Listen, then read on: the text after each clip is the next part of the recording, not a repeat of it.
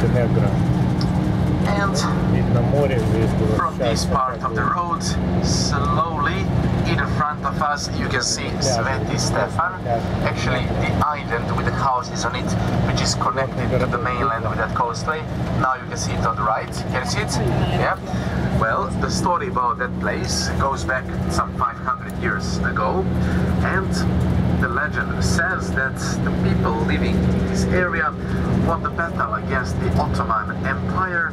You know, they didn't know what to do with all the gold they captured from the battle, and they decided to use that rock to connect it to the mainland and to build the houses on the island for each member of Beta. So it was end of 15th century when the island became small, charming fishermen